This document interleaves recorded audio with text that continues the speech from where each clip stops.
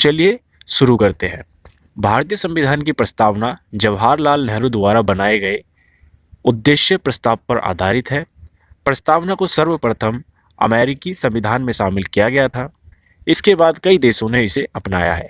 संविधान विशेषज्ञ नानी पालकीवाला ने संविधान की प्रस्तावना को संविधान का परिचय पत्र कहा है। ये इस तरीके से है। हम भारत के लोग भारत को एक संपूर्ण प्रभुत्व संपन्न समाजवादी पंथ निरपेक्ष लोकतंत्रात्मक गणराज्य बनाने के लिए तथा उसके समस्त नागरिकों को सामाजिक आर्थिक और राजनीतिक न्याय, यहाँ आपने ध्यान अगर दिया हो तो इसने 3 प्रकार के न्याय की बात करी है।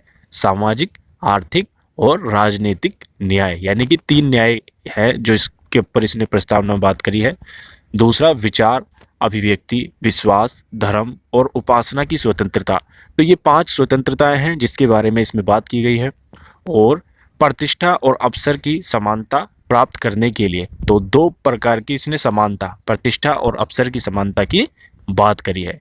तो आपने देखा होगा कि 3 प्रकार का न्याय, 5 प्रकार की स्वतंत्रता और 2 प्रकार की समानता की बात इसमें की गई है। आगे बढ़ते हैं। उन सब में व्यक्ति की गरिमा और राष्ट्र की एकता और अखंडता सुनिश्चित करने वाली बंधुता बढ़ाने के लिए दृढ़ संकल्प होकर अपनी इस संविधान सभा में आज तारीख 26 नवंबर 1949 ईस्वी को एतद द्वारा इस संविधान को अंगीकृत, अधिनियमित और आत्मार्पित करते हैं। तो ये इस तरीके से हमारी संविधान की प्रस्तावना है। अब बात करते हैं इसके क्या क्या कंपोनेंट्स हैं, क्या क्या इसमें इससे पढ़ने के बाद हमें पता लगता है।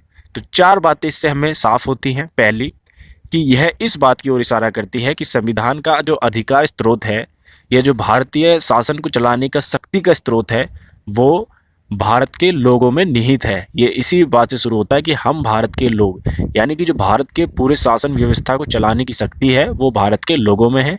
भारत एक लोकतांत्रिक देश है, इसलिए कहा जाता है कि ये लोगों के द्वारा और लोगों के लिए है। ठीक है। दूसरी बात, यह इस बात की घोषणा करता है कि भारत एक समाजवादी, धर्मनिरपेक्ष, लोकतांत्रिक, गणतंत्रात्मक राष्ट्र है। ठीक है।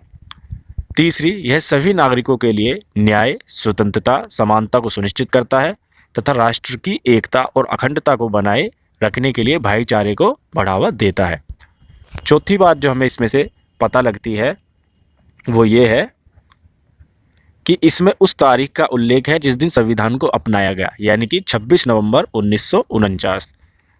तो संविधान के एक भाग के रूप में प्रस्तावना को लेकर एक विवाद रहता है कि क्या ये संविधान का भाग है या नहीं। तो इसके ऊपर कुछ प्रसिद्ध केस हुए हैं जिन पे हम गौर फरमाते हैं।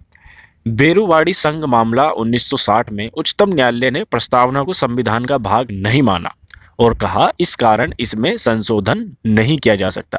अगर ये संविधान का भाग नहीं है तो इसमें संशोधन नहीं किया जा सकता।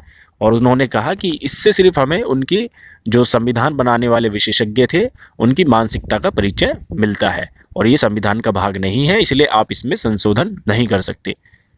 वहीं केशवानंद भारती मामले 1973 में उच्चतम न्यायालय ने पूर्व व्याख्या को अस्वीकार कर दिया और यह व्यवस्था दी कि प्रस्तावना संविधान का एक भाग है, अतः इसमें संशोधन किया जा सकता है बशर्ते इसकी मूल विशेषताओं से छेड़छाड़ ना किया जाए। ठीक है।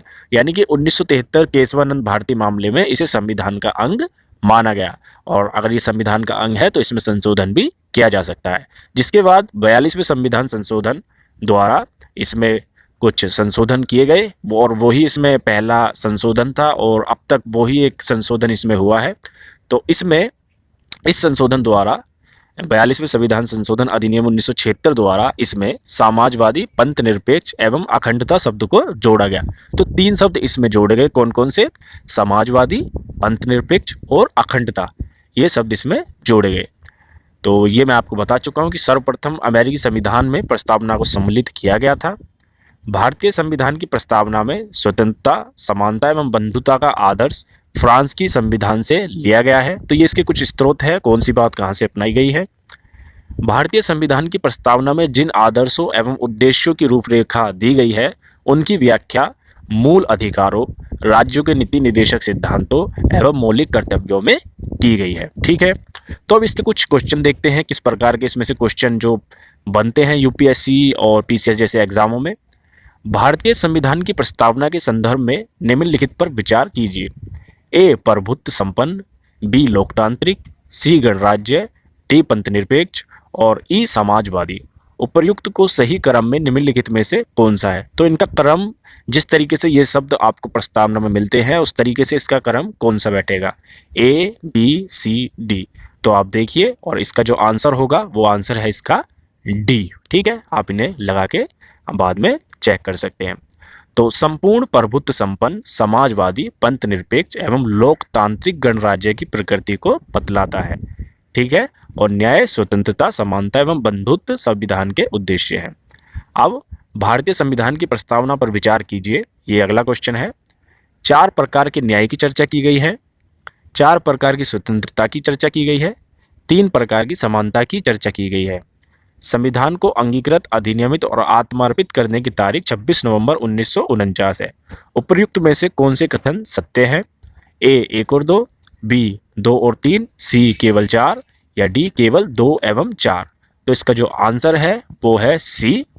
प्रस्तावना में 3 प्रकार के न्याय, सामाजिक, आर्थिक एवं राजनीतिक, और स्वतंत्रता 5 प्रकार की, विचार, अभिव्यक्ति, विश्वास, धर्म एवं उपासना, और समानता 2 प्रकार की, प्रतिष्ठा एवं अवसर की समानता की बात की गई है। तो ये लेक्चर यहीं पर समाप्त होता है। आपको कैसा लगा कमेंट कर जरूर